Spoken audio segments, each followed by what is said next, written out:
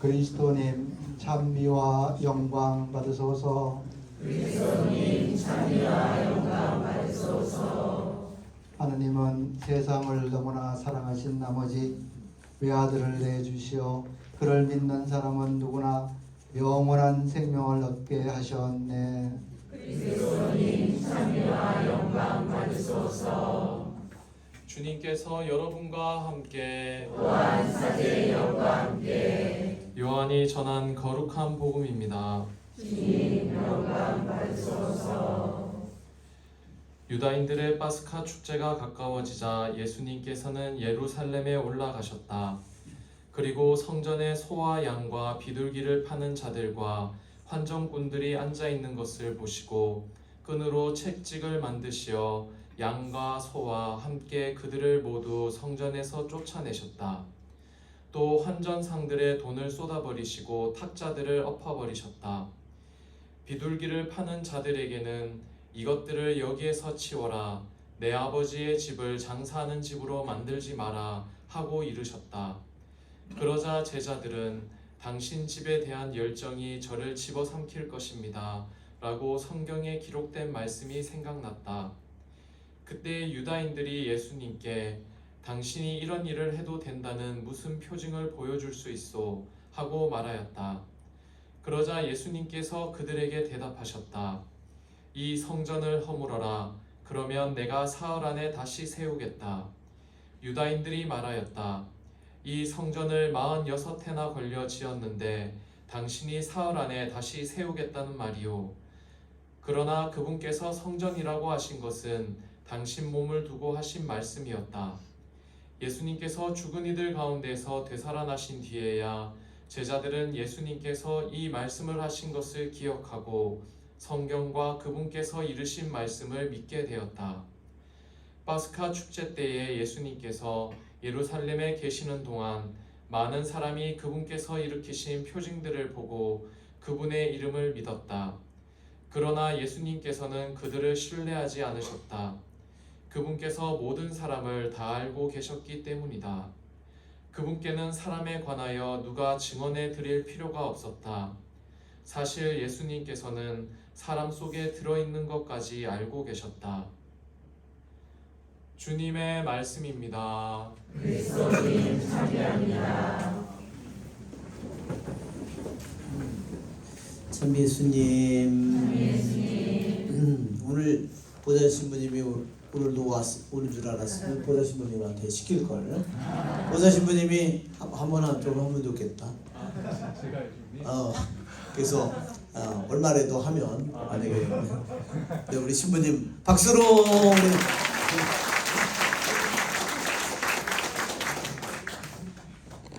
예, 비장의 무기가 준비되어 있습니다. 괜히 미사 마치고 이걸 챙겨 나왔어요. 원래 새벽 미사라서 이걸 두고 오는데 아버지 참고가 주셔서 예, 하겠습니다. 예, 바오로 사도는 코린토일서 3장에서 이렇게 말씀하십니다. 여러분이 하느님의 성전이고 하느님의 영께서 여러분 안에 계시다는 사실을 여러분은 모릅니까? 여러분이 바로 하느님의 성전입니다. 그렇다면 하느님의 영을 마음 안에 모시고 살아가는 성전인 우리의 모습은 어떠한지 생각해 보았습니다. 오늘 예수님께서는 끈으로 채찍을 만드시어 휘두르시고 상을 뒤엎고 아버지의 집을 장사하는 집으로 만드는 모든 것들을 몰아내십니다. 하느님의 영을 모신 우리들 안에서 몰아내야 할 것들이 있습니다. 바로 불평과 불만이 아닐까 생각합니다. 불평과 불만은 우리의 영적인 눈을 멀게 하여 오직 자신만 보게 만듭니다. 그러니 화가 쌓이고 더 큰 불만과 불평이 생겨나는 것 같습니다. 영적인 악순환인 것이죠. 그렇다면 이렇게 해로운 불평과 불만을 몰아내기 위해 우리가 휘둘러야 할 채찍은 무엇일까요? 저는 감사라고 생각합니다. 가족들과 감사했던 일을 식사 때 3가지씩 말해보시고 말해보시는 것도 좋겠고, 또는 개인적으로 감사 노트를 만들어서 적어보면 좋을 것 같습니다. 감사는 기적을 부른다고 했습니다. 이번 사순시기에 불평과 불만을 감사의 채찍으로 모두 몰아내셔서 하느님 아버지와 함께하는 더 행복한 삶 되시길 기도드립니다. 아멘. 와, 너무나 우리 신부님의 강론이 너무 짧지만 아주 강력한 그래 말씀을 가지고 있습니다. 할렐루야.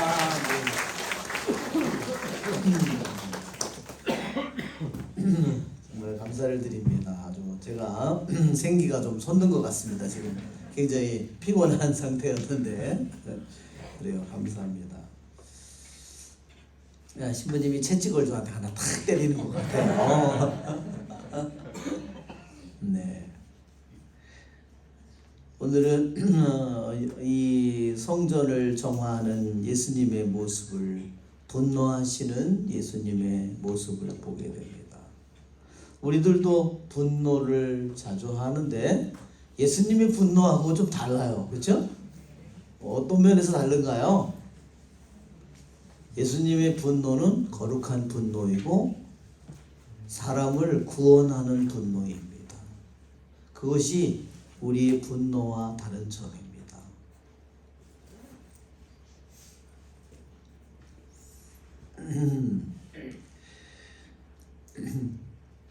그래서 주님의 이 분노를 우리는 거룩한 분노라고 부릅니다. 이 구약 성서를 읽어보면 하느님의 분노의 장면들이 등장합니다. 그것은 하느님의 거룩한 분노입니다. 우리가 구약 성경을 읽으면서 하느님께서 우리 구약의 인물 중에 분노를 했기 때문에 하느님이 그 사람 때문에 위로를 받은 이야기가 있어요. 누구죠? 네? 네, 피느하스 맞습니다. 박수 한번 쳐주시기 바랍니다.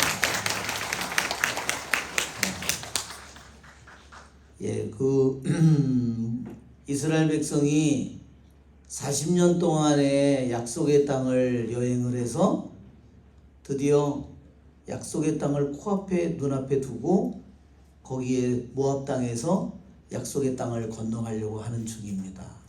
그때 모압 여자들의 꼬임에 넘어가서 이스라엘의 수많은 남자들이 모압 여자와 놀아났다고 했어요. 근데 그것을 놀아놨는데 더 커다란 문제는 뭐냐면 그들이 자기네들의 신에게 제사를 드리는 자리에 가서 그 짓을 했다는 겁니다.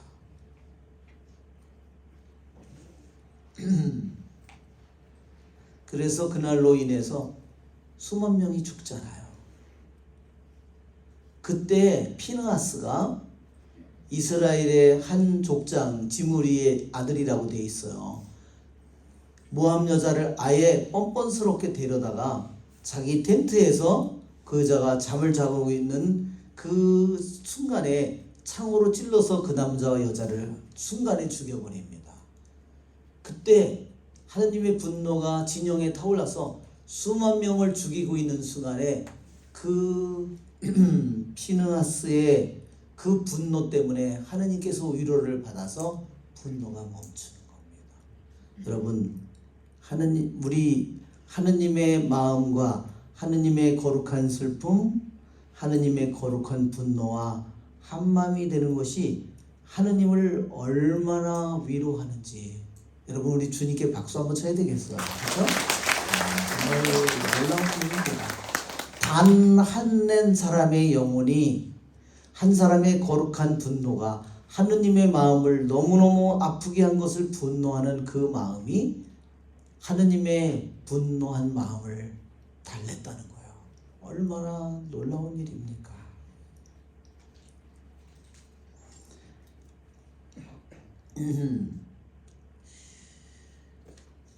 오늘 복음의 시작이 유다인들의 파스카 축제가 가까워지자 그랬습니다. 예수님이 성전을 정화한 것은 2번이라고 그럽니다. 한 번은 공생활 3년의 첫째 해에 예수님께서 성전을 정화하셨고요.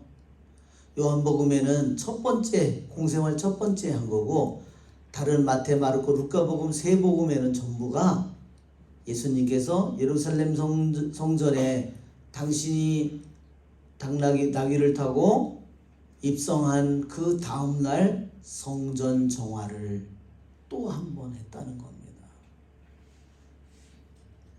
그런데 두 시기가 다 어떤 때예요? 파스카 축제 때입니다. 여러분, 파스카 축제 때는 무슨 일이 벌어지죠? 파스카 축제 때는 순례객들이 적어도 아무리 못하도 약 50만 명, 많게는 200만 명까지 2000년 전에 거기 왔다는 겁니다. 그들이 순례를 하러 에집트서부터 터키서부터 로마 수많은 나라에서 그 사람들이 몇 달 얼마를 걸려서, 또는 이스라엘 땅 안에서는 3일 이렇게 해서 그들이 그 파스카 축제를 오는데, 축제를 올 때 무슨 일이 벌어지죠?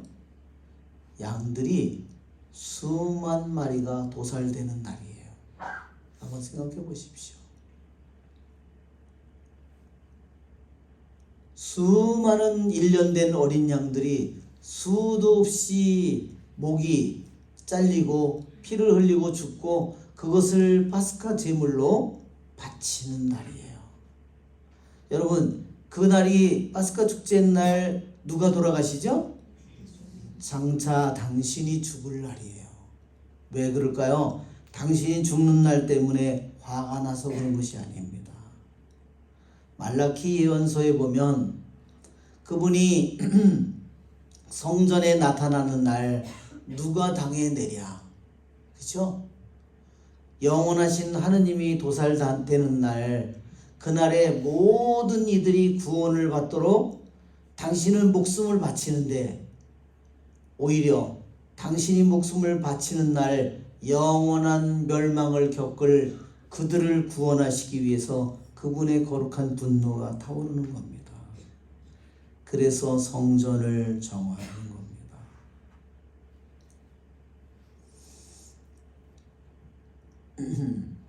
그분은 파스카 축제가 다가와질수록 당신이 죽어야 될 수많은 어린 양들처럼 무지한 어린 양이신 당신께서 죽을 그 날에 모든 이들을 구원하러 왔는데, 성전에 수많은 우상을 섬기는 그들은 영원한 멸망을 받을 것이기 때문에 그 성전을 정화하여 그들이 구원을 받도록 그분은 인도하고 계십니다.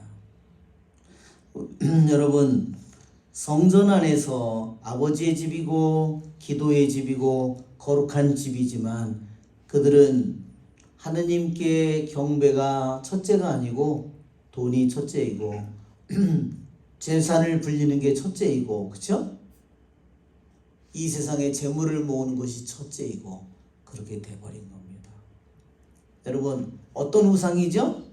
여러분, 오늘 이 독서의 말씀에 너에게는 나 말고 다른 신이 있어서는 안 된다. 다른 하느님보다 더 사랑하는 다른 신이 있어서는 안 된다. 자, 어떤 신을 우리가 살고 있는 세상에서 어떤 신을 섬기나요? 돈을 섬기고 있습니다. 성공을 섬기고 있습니다. 정말 오늘 학생들 오늘 중고생 견진을 해야 될 학생들 오늘 한 40명 오늘 오전에 피정을 3시간 오늘 또 했는데, 그 아이들이 전부 다 공통점으로 나타나는 게 너무 큰 불안 속에 살고 있는 겁니다. 왜 그러죠?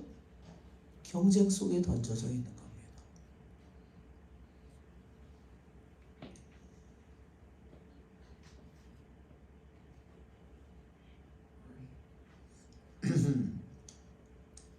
예, 여러분, 정말로 우리들이 성공이라는 좋은 대학이라는 우리가 이러한 세상의 우상을 너무너무나 섬기고 있기 때문에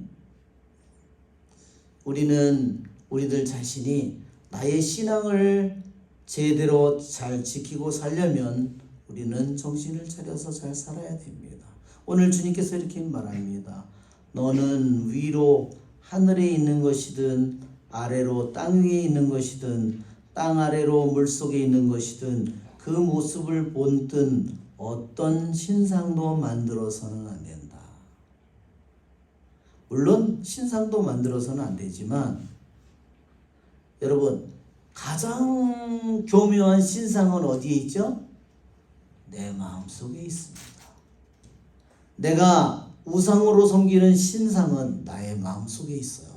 내 생각 속에 있습니다. 남의 일이 아닙니다. 내가 세상을 살면서 가장 중요하다고 생각하는 게 뭘까? 그거는 내 생각 속에 들어와 있습니다. 그거를 오늘 복음에서 그러죠. 그분께서는 사람의 모든 사람을 다 알고 계시고 그분 예수님께서는 사람 속에 들어있는 것까지 알고 계신다. 우리가 말하지 않아도 내 생각 속에 내가 뭐를 가장 중요하게 생각하는지 그분이 당연히 아시겠죠? 그게 우리가 만든 신상이에요. 가장 교묘한 신상이에요. 어떤 신상을 만든 거는 그냥 갖다 버리면 되지만 여러분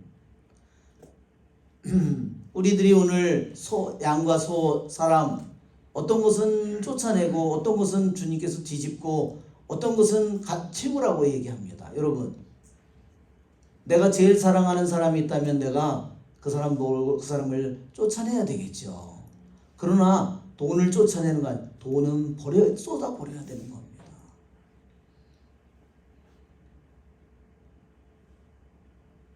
우리가 내 안에서 치워야 될 것은 내 책상 앞에서 내가 있는데 가장 중요한 자리에 있는데 딴 게 있다. 텔레비전이 있다. 그런 것은 내가 치워야죠. 우리는 주님을 섬기는 사람으로서 내가 하느님보다 더 중요하게 생각하는 것이 있다면 생각으로든 뜻으로든 마음으로든 내 행동으로든 내 눈길로든 그것이 있다면 그것은 분명히 내 안에 들어와 있는 신상이에요. 그렇죠? 맞죠 여러분?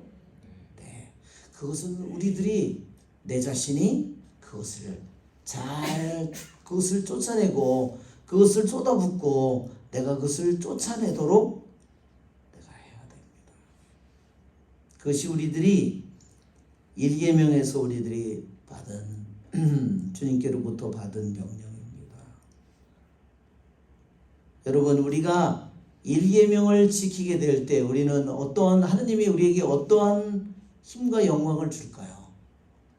모든 것 위에 내 건강이든 내 목숨이든 내 자식이든 그렇죠? 어떤 것보다도 여러분 욥을 보십시오. 자기 재산, 자기 자식들 모든 것 위에 주님을 섬기죠. 아브라함을 자식 위에 주님을 섬기죠. 그런 사람에게 무슨 축복이 내리죠? 너는 원수의 성문을 쳐부수리라. 내 자손이 하늘의 별처럼 땅의 모래알처럼 많게 되리라고 주님께서 그 축복을 약속해 줬습니다. 아브라함에게 약속해 준 축복은 우리에게도 똑같이 해당됩니다. 여러분 이 세상에서 우리들이 하느님의 이름을 받고 하느님의 이름을 부르는 나의 입으로 하느님의 이름을 부르고 하느님의 이름을 고백하는 우리가 1계명을 우리들이 이룬다면 우리는 이루어가고 있는 중이죠. 그렇죠? 하루하루 시간을 통해서 나의 시간을 사용하는데도 내 모든 면에서 그분에게 1계명을 통해서 그분에게 찬미를 드리는 겁니다. 그래서 모든 계명 위에 1계명이 모든 계명 중에 가장 중요하고 커다란 계명입니다. 1계명을 이룰 수 없는 사람은 나머지 계명을 다 물론 이룰 수 없습니다.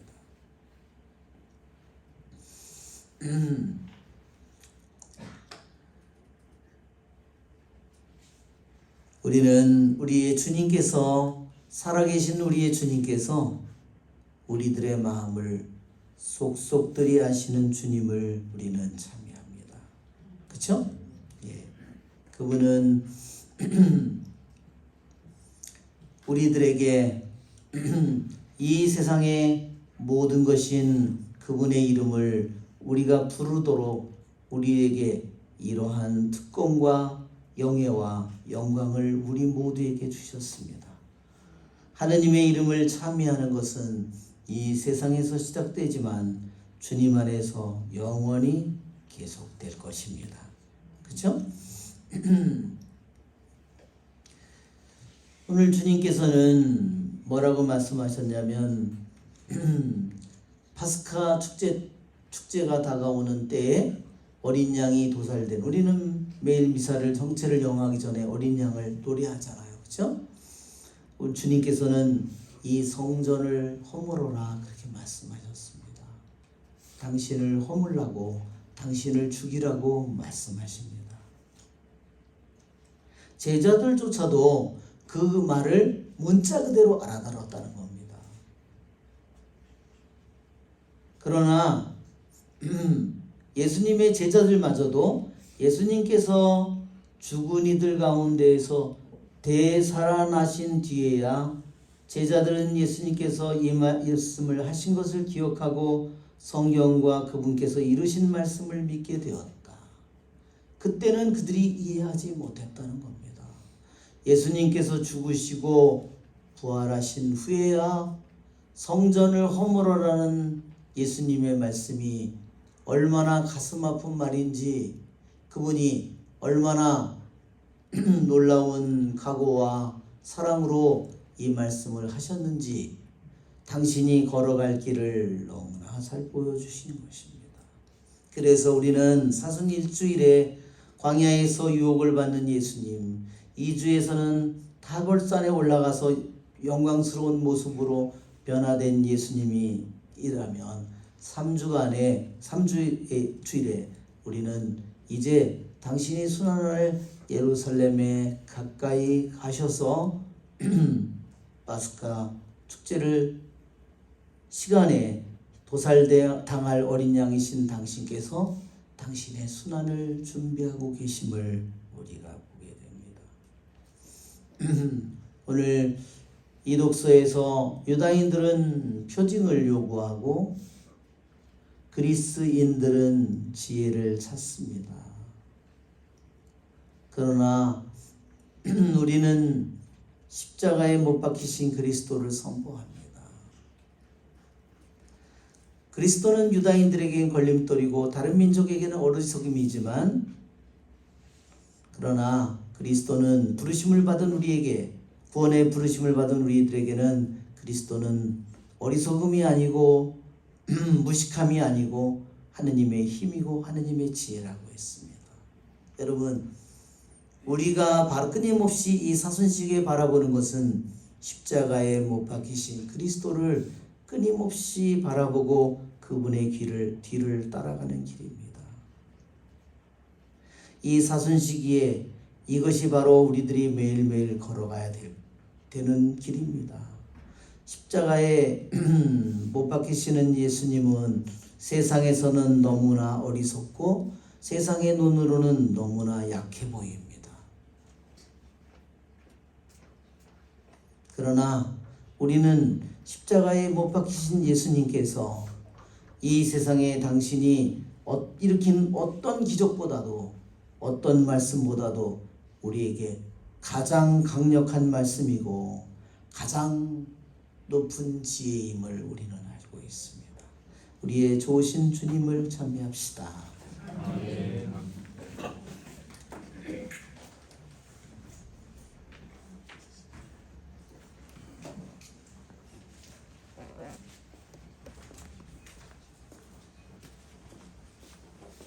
371번입니다. 371번입니다.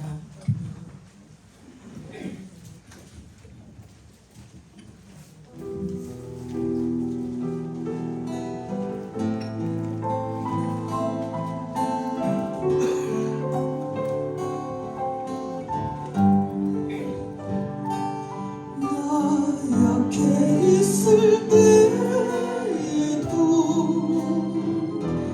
주님은 나와 함께고